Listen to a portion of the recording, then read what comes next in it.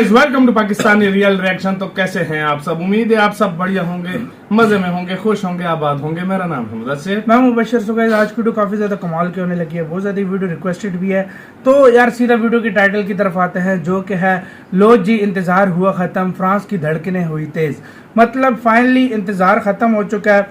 India मतलब decide कोई मतलब मेरे ख्याल में अब चूज करने लगा है कि इंडिया ने कौन से फाइटर जेट्स लेने हैं। आज की वीडियो ये होने लगी है, आप देखेंगे कौन कौन से कंटेंडर हैं जो मतलब इंडिया को अपने जहाज भेजना चाहते हैं। ये देखेंगे, वीडियो देखकर पता लगेगा। इनसाइड नॉलेज का वीडियो, इनकी वीडियो का लिंक मिल जाएगा आप लोगों को डिस्क्रिप्शन में। काउंट करते हैं 3, 2, 1 एंड स्टार्ट। दोस्तों, स्वागत है आपका इनसाइड नॉलेज की एक और नई वीडियो में। आज डिफेंस से जुड़ी एक बड़ी खबर निकलकर सामने आई है, जिस पर हम बात करने वाले हैं। सबसे पहले आप रेफरेंस के तौर पर हिंदुस्तान टाइम्स का आर्टिकल स्क्रीन पर देख सकते हैं, जिसमें लिखा हुआ है Indian navy to test US F-18 fighter for INS Vikrant next week. यानी कि अमेरिकी नेवी का सबसे ताकतवर एयरक्राफ्ट F-18 3-4 दिनों में भारत पहुंच जाएगा और इसका परीक्षण 23 मई से शुरू हो जाएगा।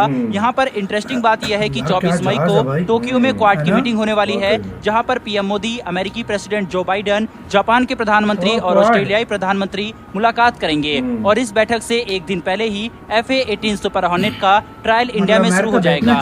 यकीनन इसको लेकर बातचीत भी दोनों देशों के प्रतिनिधि कर सकते हैं। काफी सारी रिपोर्ट्स के अनुसार F-18 सुपर हॉर्नेट कड़ी टक्कर दे रहा है फ्रांसीसी राफेल M को, और कई मामले में ये उससे बेहतर भी है। भारत ने इसी साल राफेल M का भी परीक्षण किया था और अब अमेरिकी ब्रह्मास्त्र की बारी है। चलिए समझते हैं कि आखिर क्यों भारतीय नेवी को F-18 सुपर हॉर्नेट के साथ जाना चाहिए और क्यों नहीं। इस बेहद ही शानदार एयरक्राफ्ट के बारे में बहुत ही बारीकी से इसकी खासियतों को इस वीडियो में हम समझेंगे, और क्या क्या लुभावने ऑफर बोइंग की तरफ से दिए गए हैं और परीक्षण से पहले ही क्या क्या दावे किए गए हैं उसको जानते हैं। लेकिन उससे पहले एक छोटी सी रिक्वेस्ट है कि अगर आप चैनल पर पहली बार आए हैं तो चैनल को सब्सक्राइब कर बेल नोटिफिकेशन को ऑन कर ले, जिससे आपको डिफेंस से जुड़ी ऐसी लेटेस्ट वीडियो सबसे पहले मिलती रहे। दरअसल भारतीय नौसेना 23 मई से गोवा में INS हंसा में तट आधारित परीक्षण सुविधा में Boeing F-18E super hornet multi role fighter jet का परीक्षण शुरू करेगी, क्योंकि अमेरिकी फाइटर जेट 26 विमानों के लिए दावेदारों में से एक है, जिन्हें जल्द ही INS विक्रांत स्वदेशी विमान वाहक पोत में शामिल किया जाएगा। अमेरिकी नौसेना के 2 लड़ाकू विमान इस सप्ताह के अंत में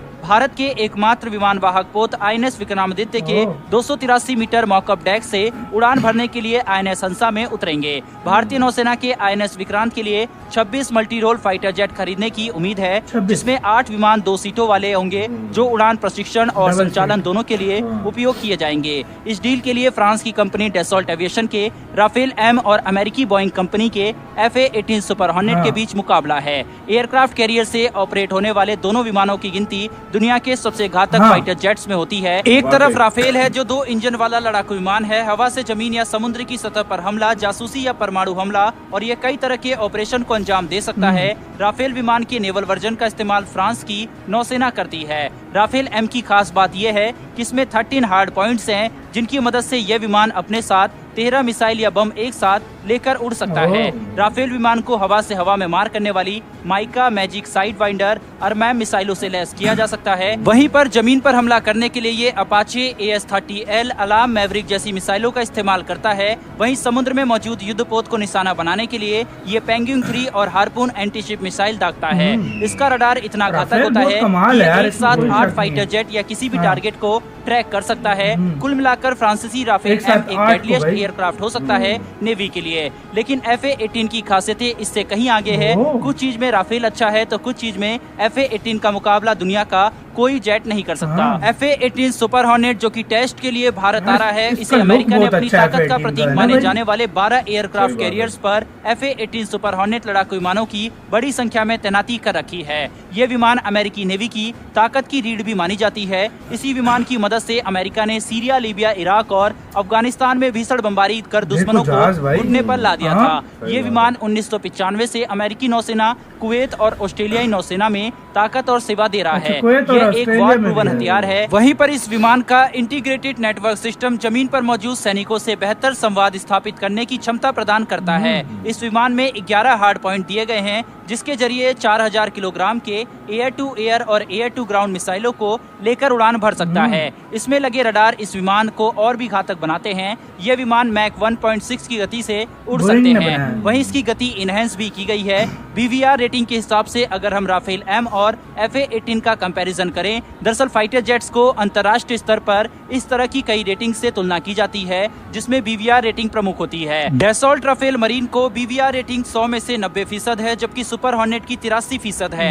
टेक्नोलॉजी में राफेल को 10 में से 8.5 और हॉर्नेट को 10 में से 8.9 अंक मिलते हैं। यानी तकनीक हॉर्नेट की अच्छी है, लेकिन हथियारों के मामले में राफेल थोड़ा आगे है। अगर एवियोनिक्स की बात करें तो राफेल को 10 में से 8.4 रेटिंग मिलती है, जबकि हॉर्नेट को 10 में से 9, यानी यहाँ पर भी हॉर्नेट आगे है। दोनों ही फाइटर जेट में 19-20 का अंतर है, लेकिन जो बड़ा अंतर और एक बड़ा डिफरेंस पैदा करता है वो इसकी कॉस्ट है। रिपोर्ट के अनुसार एक राफेल एम की कीमत लगभग एक FA-18 से डबल है और यही सारा खेल पलट जाता है। इसीलिए फ्रांस की धड़कनें इस समय तेज होंगी। राफेल महंगा है और पायलट ट्रेनिंग के कारण राफेल से FA-18 बेटर है। सिंपली अगर एक फाइटर जेट के प्राइस में 2 जेट मिल रहे हैं तो एक बड़ा रोल ये प्ले कर सकता है।